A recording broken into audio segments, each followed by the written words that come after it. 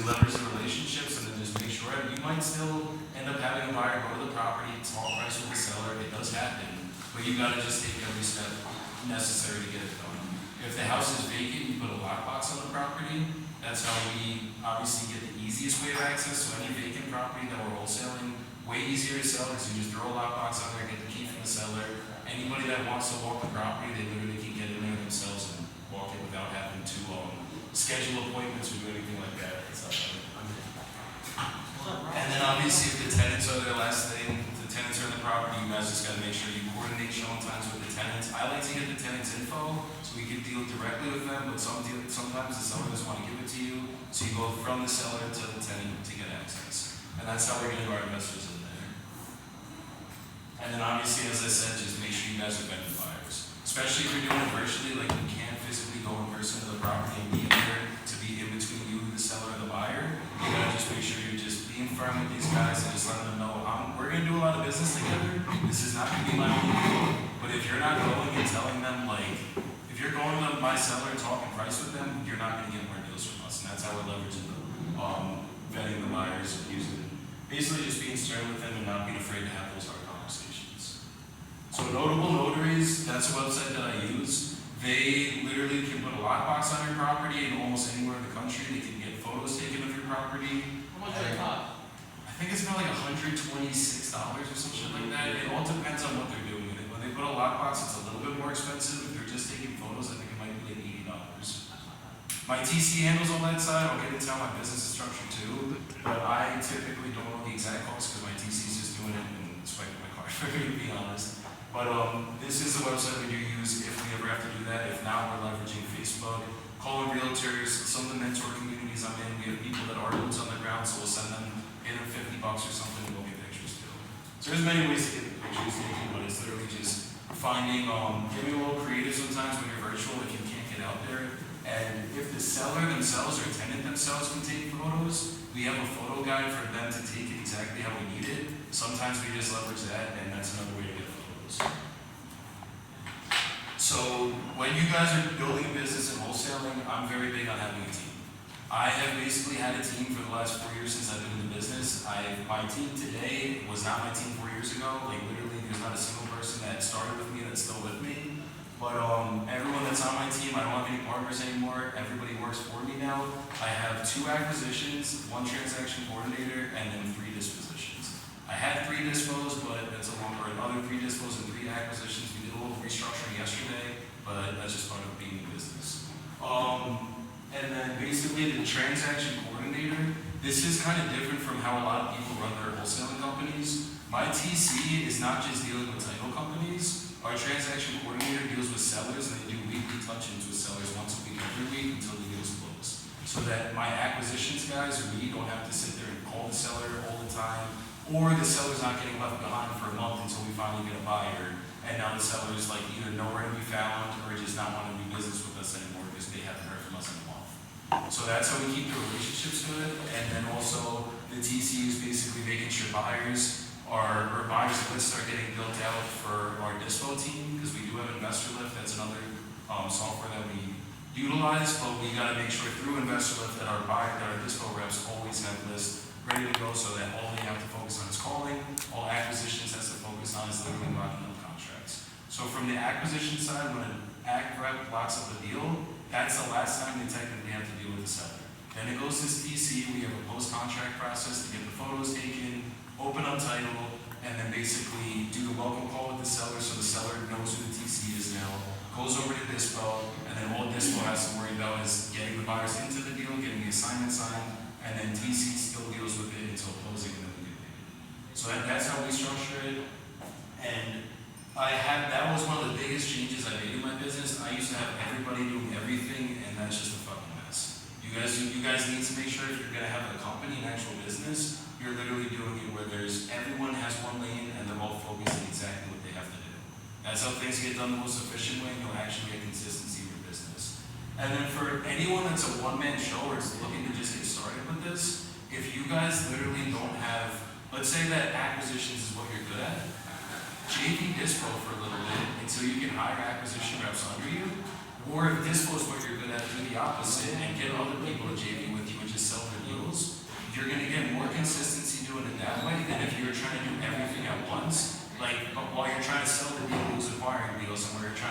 able to sell things. So even if you do that as a one-man show, that's one way to just make sure you guys are being consistent.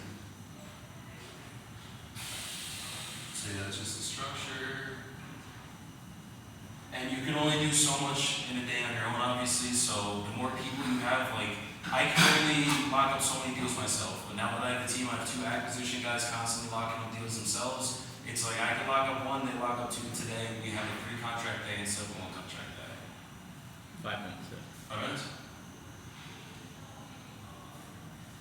Gaining real consistency by everyone staying in their zone of genius. So the guys that are good at acquisitions, the ones that are schmoozers that can make sellers feel comfortable, leave them in the XC.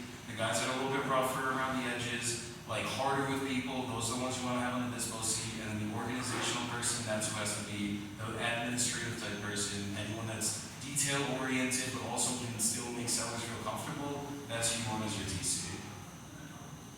So that's my team right there. That's like the current team that we have right now. I was actually taking today.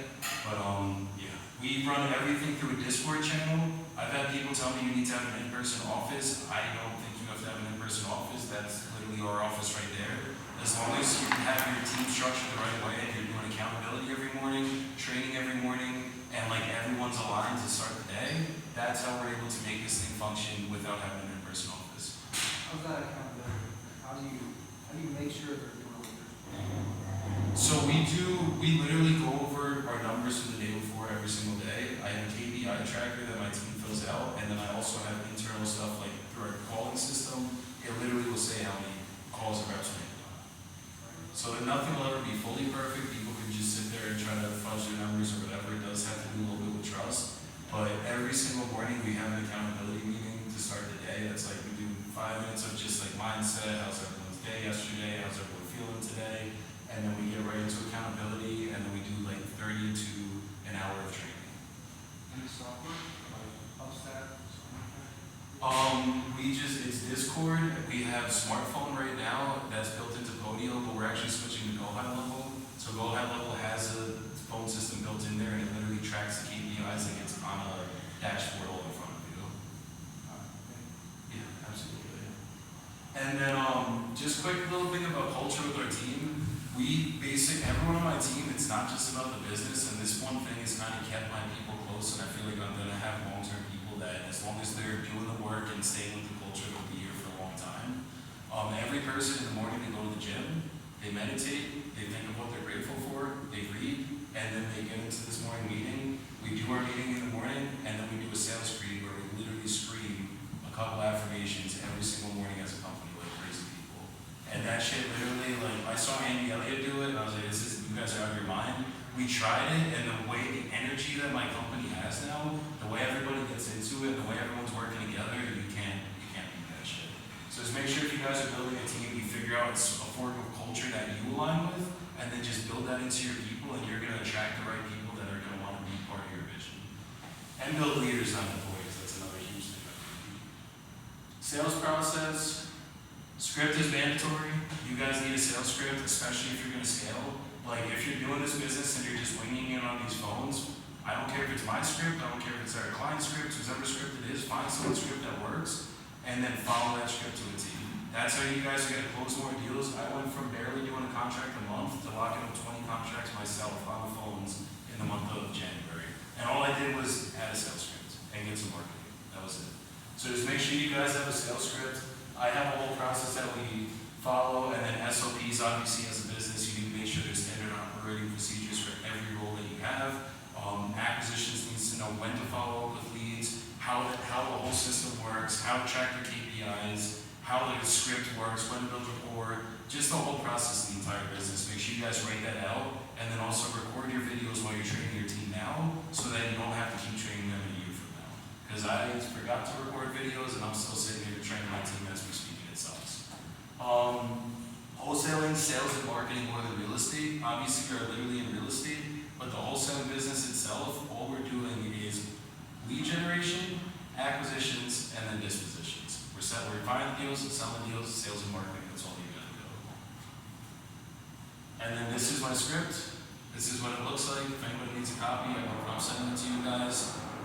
This I've literally created myself. I implemented it off of Carlos Reyes' sales process, RJ Bates' sales process, and my closing process is a little similar to Eric Lyon's.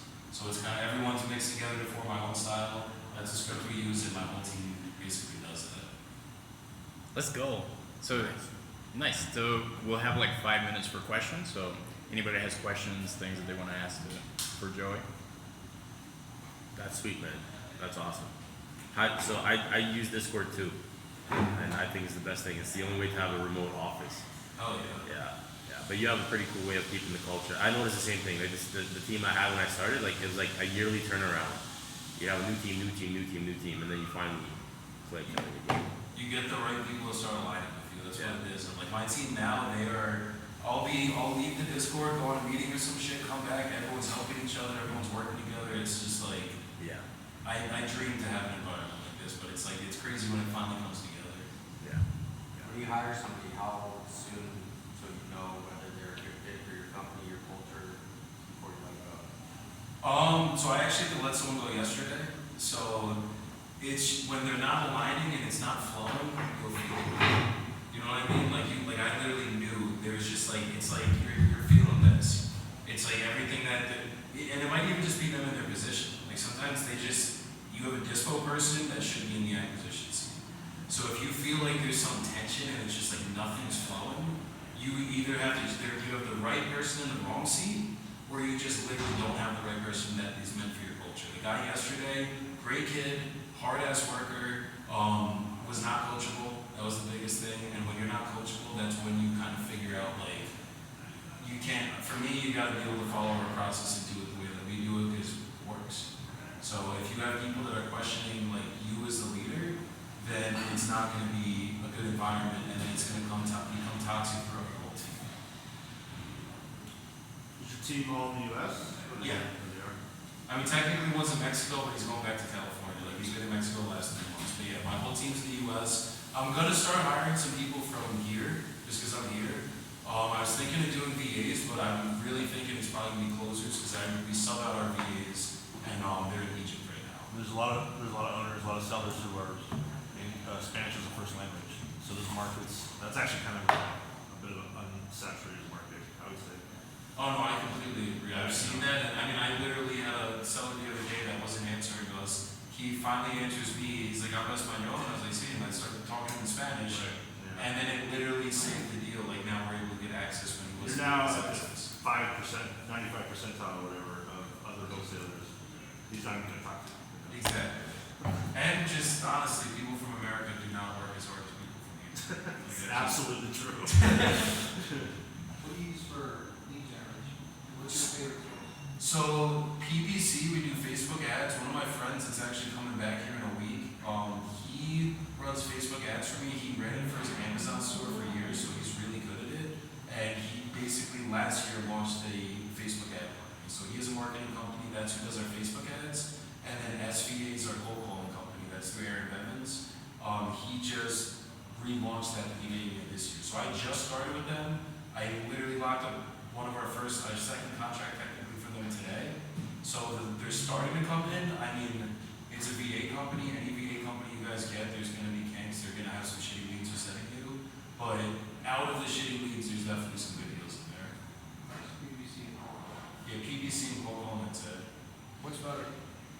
PPC, it's just more, it's harder to scale a business just with PPC because it's so expensive. Like if I had 40 grand a month to be dropping, I'm not touching, I mean maybe a lot of local calling just to get the targeting. But I think cold calling is better because you do get targeted marketing, but if you get a good PPC lead in the metro area, like I'll close them in 5 minutes or less if I could.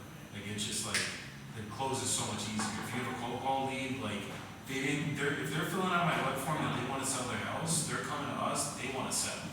If we called them, it's just a different like psychology. So you gotta kind of vet them a little bit. But they're both good. I'd say if I had all the money in the world, it's PPC. Any other questions? How much is One last question. How much does everything cost you? Say again? PPC.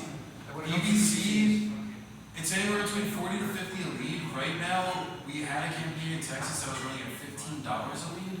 but we had to turn it off and switch back to Florida because every lead was coming in non-metro areas, even though we were targeting metros. So that typically PPC, it should be anywhere between like 50, I say 50 to 70 max. And then there's the paper lead models that Jesse's going to talk about. Those are more expensive, but you know where you're getting your leads, if that makes sense. Perfect. So yeah, so if there's more questions, of course, we have the whole night, so just connect directly with Joey and be able to have that conversation. Next, we're going to have up Jesse,